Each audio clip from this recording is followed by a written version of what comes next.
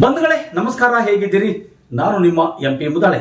Naranja express ಸುದ್ದಿ ವಾಹಿನಿಯಲ್ಲಿ ಕೊನೆಗೂ ಭಾಗ್ಯವಾನಿಗೆ ಸಿಕ್ತು ಭಾಗ್ಯ ಅಂತಕ್ಕಂಥ ವಿಶೇಷ ಕಾರ್ಯಕ್ರಮ ನಿಮ್ಮಂದೇ ಹೊತ್ತು ತಂದೀವಿ. ಬನ್ನಿ ನೋಡ್ಕೊಂಡು ಬರೋಣ.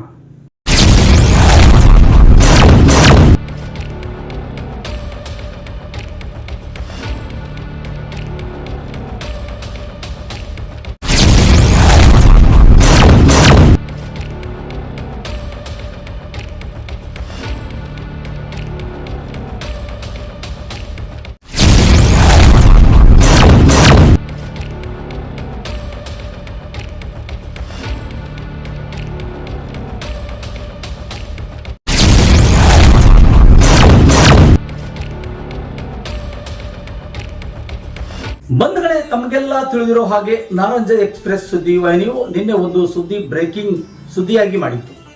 ಅದು ಇಡೀ ರಾಜ್ಯದ ಗಮನ ಸೆಳೆದಿತ್ತು. ದೂರದರ್ಶನ ಕೇಂದ್ರದಲ್ಲಿ ಜೂನಲ್ ನಿರ್ದೇಶಕರಾಗಿ ಕೆಲಸ ಮಾಡ್ತಿರುವಂತಹ ಅನಿಲ್ ಮಂಗಲಗಿ ಅವರ ವಿರುದ್ಧ ಒಂದಿಷ್ಟು ಸುದ್ದಿ ಮಾಡಲಾಗಿತ್ತು. ಅಲ್ಲಿ ಇರತಕ್ಕಂತ ಭಾಗ್ಯವಾನಿಗೆ ಕಚೇರಿ ವ್ಯವಸ್ಥೆ ಕೊಡಲಿಲ್ಲ ಮತ್ತು ಇನ್ನಿತರ ವ್ಯವಸ್ಥೆ ಕೊಡಲಿಲ್ಲ.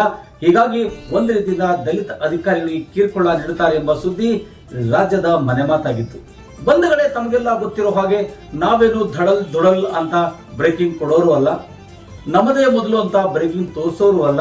ಆದರೆ ನಾವು ಸಾಮಾಜಿಕ ಕಳಕಳಿ ಮತ್ತು ನೆಲೆಗಟ್ಟಿನ ಮೇಲೆ ಕೆಲಸ ಮಾಡ್ತಕ್ಕಂಥ ಒಂದು ಸುದ್ದಿ ವಾಹಿನಿ ಅಂಬೆಗಾಲಿಟ್ಟುಕೊಂಡು ಮುಂದೆ ಬರ್ತಾ ಇದೆ.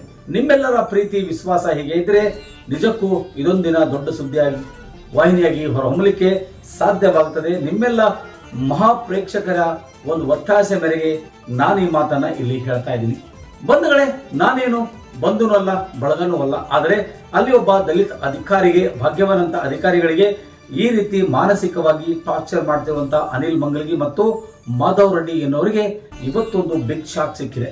ಯಾಕಂದ್ರೆ ನಿನ್ನೆ ಮಾಡಿರ್ತಕ್ಕಂತಹ ಸುದ್ದಿಯ ವಿವರಣೆಯಲ್ಲಿ ಅನಿಲ್ ಮಂಗಲಗಿ ಮತ್ತು ಮಾಧವ್ ರೆಡ್ಡಿ ವಿರುದ್ಧ ಒಂದಿಷ್ಟು ಸಂಸ್ಥೆ ನಮ್ಮ ಸುದ್ದಿವಾಹಿನಿಯಲ್ಲಿ ಒಂದಿಷ್ಟು ಸುದ್ದಿ ಮಾಡಲಾಗಿತ್ತು. ಆ ಸುದ್ದಿ ಎಚ್ಚೆತ್ತುಕೊಂಡ ಅಧಿಕಾರಿಗಳು 15 ವರ್ಷಗಳಿಂದ ಗೂಟ ಹೂಡಿಕೊಂಡು ಕೂತಿರುವಂತಹ ಅನಿಲ್ ಮಂಗಲಗಿಗೆ ಚೆನ್ನೈಗೆ ವರ್ಗಾವಣೆ ಮಾಡಿದ್ದಾರೆ. ಆ ವರ್ಗಾವಣೆ ಮಾಡಿದ ಹಿನ್ನೆಲೆಯಲ್ಲಿ ಭಾಗ್ಯವಾನಿಗೆ ಕಚೇರಿ ಭಾಗ್ಯವು ಸಿಕ್ತು, ಅನಿಲ್ ಮಂಗಲಗಿಗೆ ವರ್ಗಾವಣೆ ಭಾಗ್ಯವು ಸಿಕ್ತು.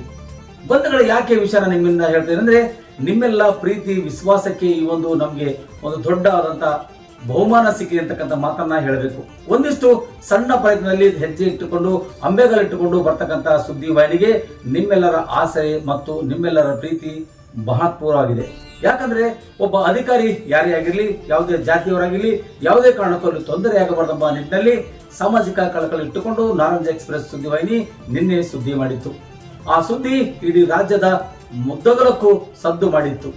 ಯಾಕಂದ್ರೆ ರಾತ್ರಿ ಬೆಳಗಾಗೋದ್ರೊಳಗೆ ಸಿಹಿ ಸುದ್ದಿ ಬಂತು. ಬೆಂಗಳೂರಿನಿಂದ ಫೋನ್ ಮಾಡಿ, ಸಾಹೇಬ್ರೆ, ನೀವು ಮಾಡಿದಂತ ಸಾಧನೆಗೆ ತುಂಬಾ ಅಭಿನಂದನೆಗಳು, ಭಾಗ್ಯವಾನಿಗೆ ಸಿಕ್ತು ಭಾಗ್ಯ ಅಂತಕ್ಕಂಥ ಮಾತನ್ನ ಹೇಳಿದರು. ಬಂಧುಗಳೇ, ಇದು ಒಂದು ₹1 ಕೋಟಿ ಕೊಟ್ಟಷ್ಟು ಖುಷಿ ಆಗುತ್ತೆ. ಯಾಕಂದ್ರೆ ನಾವು ಎಲ್ಲ ಒಂದ್ ಕಡೆಯಿಂದ ಕೂತ್ಕೊಂಡು ಕೆಲಸ ಮಾಡುವಾಗ ನಮ್ಮ ಕೆಲಸಕ್ಕೆ ಸಾರ್ವಜನಿಕರಿಂದ ಮತ್ತು ಅಧಿಕಾರಿಗಳಿಂದ ಮೆಚ್ಚುಗೆ ಬಂದಾಗ ಅದು ₹1 ಕೋಟಿ ಸಮವಾಗಿರುತ್ತೆ ಅಂತಕ್ಕಂಥ ಮಾತನ್ನ ನಿಮ್ಮ ಮುಂದೆ ನಾವು ಹೇಳ್ತಾ ಇದೀವಿ ಬಂಧುಗಳೇ. ಯಾಕಂದ್ರೆ ಎಲ್ಲ ಒಂದ್ ಕಡೆಯಿಂದ ಅಂಜಿ ಹಳಕದೆ ಮತ್ತು ಇನ್ನೊಬ್ಬರಿಗೆ ಯಾವುದೇ ಒಂದು ಕಾರಣಕ್ಕೆ ಒಳಗಾಗದೆ ನಾವು ನಿರ್ಭಯದಿಂದ ವರದಿ ಮಾಡ್ತೇವೆ. ಅನೇಕ ಸುದ್ದಿ ವಾಹಿನಿಗಳು ಕೂಡ ಬೆಂಗಳೂರಲ್ಲಿ ಇದ್ದುಕೊಂಡು ಇವತ್ತು ದೂರದರ್ಶನ ಕೇಂದ್ರದಲ್ಲಿ ಈ ರೀತಿಯಾಗಿ ಕಿರುಕುಳಕ್ಕೆ ಒಳಗಿರುತ್ತ ಅಧಿಕಾರಿ ಬಗ್ಗೆ ಒಂದಿಷ್ಟು ಸುದ್ದಿ ಮಾಡ್ಲಿಕ್ಕಾಗಿಲ್ಲ. ಅನೇಕ ಖಾಸಗಿ ವಾಹಿನಿಗಳು ಬ್ರೇಕಿಂಗ್ ಮೇಲೆ ಬ್ರೇಕಿಂಗ್ ಕೊಟ್ಟರು, ದರ್ಶನ್ ಎಕ್ಸ್ಕ್ಲೂಸಿವ್ ಕೊಟ್ಟರು, ಪವಿತ್ರ ಗೌಡ ಹಾಗತ್ತೆ, ಪವಿತ್ರ ಗೌಡ ಹೀಗತ್ತೆ, ದರ್ಶನ್ ಗ್ಯಾಂಗ್ ಹೀಗತ್ತೆ, ಅನೇಕ ಸುದ್ದಿಗಳು ಕೊಟ್ಟರು, ಅವರ TRPಗಳನ್ನ ಬಳಸಿಕೊಂಡ್ರು. ಆದರೆ ಅಲ್ಲಿ ನಿಜವಾದ ವರದಿಗಳಾಗುತ್ತ ಯಾವ ಸುದ್ದಿ ವಾಹಿನಿ ಕೂಡ ಆ ಕಡೆ ನೋಡಲೇ ಇಲ್ಲ. ಬೆಳಕಿಗೆ ಬಂದಿದ್ದು ನಾರಂಜ ಎಕ್ಸ್ಪ್ರೆಸ್ ಸುದ್ದಿ ವಾಹಿನಿ. ಬಂಧುಗಳೇ, ತಮಗೆಲ್ಲ ಗೊತ್ತಿರೋ ಹಾಗೆ ಎಲ್ಲ ಖಾಸಗಿ ಚಾನೆಲ್ ಮಧ್ಯದಲ್ಲಿ ನಮ್ಮ ಸುದ್ದಿ ವಾಹಿನಿ ಕೂಡ ಒಂದಿಷ್ಟು ಸದ್ದು ಮಾಡ್ತಾ ಇದೆ ಅನ್ನೋದಕ್ಕೆ ಪ್ರಮುಖ ಕಾರಣವೇ ಮಹಾ ಪ್ರೇಕ್ಷಕರು, ಪ್ರಭುಗಳೇ ನೀವು. ಬಂಧುಗಳೇ, ನೇರವಾಗಿ ಹೇಳ್ತೀನಿ, ಯಾಕಂದ್ರೆ ಭಾಗ್ಯವನ್ನು ನಮ್ಮ ಸಂಬಂಧಿಕರು ಅಲ್ಲ, ಆದರೆ ಅನಿಲ್ ಕೂಡ ನಮ್ಮ ಸಂಬಂಧಿಕರಲ್ಲ. ಅಲ್ಲಿ ಇರ್ತಕ್ಕಂಥ ವಾಸ್ತವತೆಯನ್ನ ನಿಮ್ಮ ಮುಂದೆ ನಾವು ಹೇಳಿದ್ದೀವಿ. ಸುಮಾರು 3 ತಿಂಗಳ ಕಾಲದಿಂದ ಭಾಗ್ಯವಾನಿಗೆ ಕಚೇರಿ ಭಾಗ್ಯ ಕೊಡದೆ ಅವರನ್ನ ಕಿರುಕುಳ ನೀಡುತ್ತಿರುವುದು ಅನಿಲ್. ಈ ಅನಿಲ್ ಮಂಗಲಗಿ ಅಂತವರು ಅವರು ಕೂಡ ಬೀದರ್ ಜಿಲ್ಲೆಯವರೇ ಆಗಿದ್ದಾರೆ ಮತ್ತು ಭಾಗ್ಯವಾನ್ ಕೂಡ ಬೀದರ್ ಜಿಲ್ಲೆಯವರೇ ಆಗಿದ್ದಾರೆ. ಹೀಗಾಗಿ ಒಂದು ಕಡೆ ಎಲ್ಲ ಅವರಲ್ಲಿ ಮನಸ್ತಾಪವಾಗಿತ್ತು ಮತ್ತು ಆ ಮನಸ್ತಾಪನ ಬೇರ್ಪಡಿಸೋ ಮುಟ್ಟಿನಲ್ಲಿ ಇವತ್ತು ಯಾವ ಒಂದು ಹಂತಕ್ಕೆ ಬಂದು ನಿಂತಿತ್ತು. ಅದನ್ನ ಸುದ್ದಿ ಮಾಡುವ ಮೂಲಕ ಸದ್ದು ಮಾಡಿತು ನಮ್ಮ ನಾರಂಜ ಎಕ್ಸ್ಪ್ರೆಸ್. ಬಂಧುಗಳೇ, ನಿಮ್ಮೆಲ್ಲರಿಗೆ ಕೋಟಿ ಕೋಟಿ ಅಭಿನಂದನೆ ಹೇಳ್ತೀವಿ. ಇವತ್ತು ಭಾಗ್ಯವನ್ ಅವರು ಕೂಡ ಮಾತಾಡಿ ನಮಗೆ ಅಭಿನಂದನೆ ಕೂಡ ತಿಳಿಸಿದ್ದಾರೆ. ನೀವು ಮಾಡಿರ್ತಕ್ಕಂಥ ಕಾರ್ಯಕ್ಕೆ ಒಂದಿಷ್ಟು ಧನ್ಯವಾದಗಳು ಕೂಡ ಸಲ್ಲಿಸಿದ್ದಾರೆ. ಬಂಧುಗಳೇ, ನಾವೇನು ಧನ್ಯವಾದಗಳನ್ನ ಮತ್ತು ಬಹುಮಾನಗಳನ್ನ ತಗೊಳ್ಳೋದಕ್ಕಿಂತ ಕೋಟಿ ಕೋಟಿ ಅಭಿನಂದನೆಗಳು ಸಲ್ಲಿಸ್ತೀವಿ ಅಲ್ಲಿರ್ತಕ್ಕಂಥ ಅಧಿಕಾರಿಗಳಿಗೆ. ಯಾಕಂದ್ರೆ ಸಮಾಜದಲ್ಲಿ ಅನಿಷ್ಟ ಪದ್ಧತಿಗಳು ಕೂಡ ಇರುತ್ತವೆ. ಅದನ್ನ ತೆಗೆದು ಹಾಕ್ಬೇಕಂತ ಕನಸು ಕೂಡ ಅನೇಕ ಜನ ಹೊತ್ಕೊಂಡಿರ್ತಾರೆ. ಆದರೂ ಕೆಲ ಪುಡಾರಿಗಳು, ಕೆಲ ಅಧಿಕಾರಿಗಳು, ಕೆಲ ಗೊತ್ತಿಲ್ಲದಂತ ಯಾರ್ದೋ ವಿಷಯನ ಕೇಳಿಕೊಂಡು ಈ ರೀತಿಯಾಗಿ ಅವಮಾನಕ್ಕೀಡು ಮಾಡುವಂತ ಕೆಲಸ ಅಲ್ಲಿ ಮಾಡ್ತಾ ಇದ್ದಾರೆ ಅಂತಕ್ಕಂಥ ಮಾತು ಅನೇಕ ದಿನಗಳ ಹಿಂದೆ ಗೊತ್ತಾಗಿತ್ತು. ಇವತ್ತು ಬದಲಾವಣೆ ಆಯಿತು, ನಾಳೆ ಬದಲಾವಣೆ ಆಯಿತು ಅಂತ ಕಾದು ಕೊಳ್ತಿದ್ದೆ, ಆದರೆ ಬದಲಾವಣೆ ಆಗಲಿಲ್ಲ.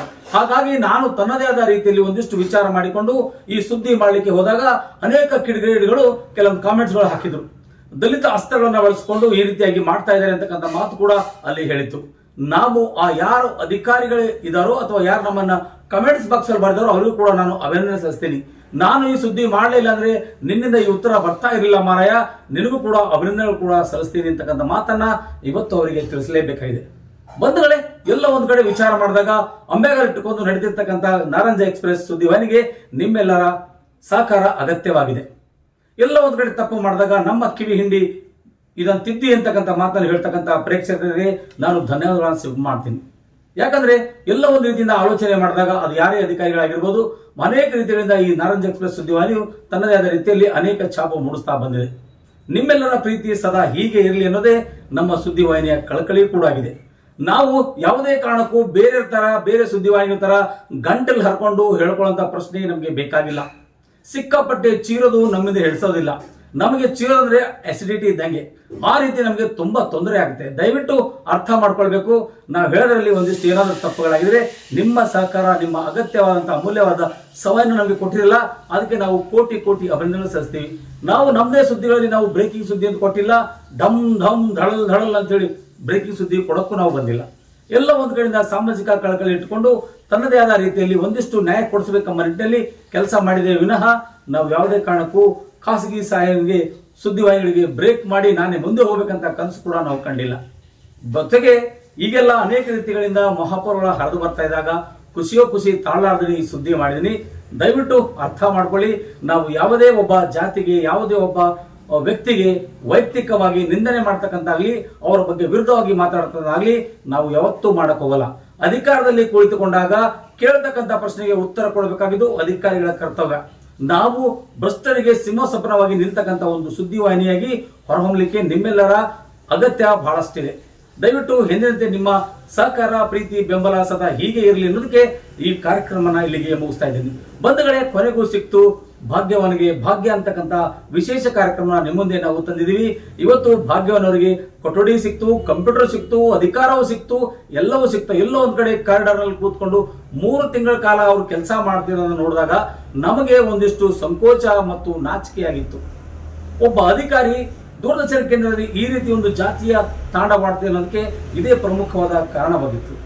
ಇವತ್ತು ಬದಲಾವಣೆ ಆಗುತ್ತೋ, ನಾಳೆ ಬದಲಾವಣೆ ಆಗುತ್ತೆ ಅಂತೂ ಬಹಳಷ್ಟು ರೀತಿಯಿಂದ ಆಲೋಚನೆ ಮಾಡಿದೆ. ಆದ್ರೆ ಆಲೋಚನೆ ಮುಕ್ತಿ ಯಾವಾಗ ಸಿಗುತ್ತೆ ಅಂತಕ್ಕಂಥ ವಿಚಾರ ಬಂದಾಗ ನಾನು ನಮ್ಮ ಸುದ್ದಿವಾಹಿನಿಯಲ್ಲಿ ಸುದ್ದಿ ಮಾಡಿದಾಗ ಮಾತ್ರ ಬದಲಾವಣೆ ಸಾಧ್ಯ ಅಂತಕ್ಕಂಥ ಸಂಕಲ್ಪಗಳನ್ನ ಇಟ್ಟುಕೊಂಡಾಗ ಈ ಸುದ್ದಿಗೆ ಇವತ್ತು ಬಿಗ್ ಬ್ರೇಕಿಂಗ್ ಸುದ್ದಿ ಸಿಕ್ಕಿದೆ ಅಂತಕ್ಕಂಥ ಮಾತನ್ನ ಹೇಳಲೇಬೇಕಾಗಿದೆ. ಬಂಧುಗಳೇ, ಹೆಚ್ಚಿಗೆ ನಾವು ಹೇಳೋಕ್ ಹೋಗಲ್ಲ, ಯಾಕಂದ್ರೆ ಮಾಡಿ ತೋರಿಸುವಂತಹ ಕೆಲಸ ನಮ್ಮದಾಗಿದೆ.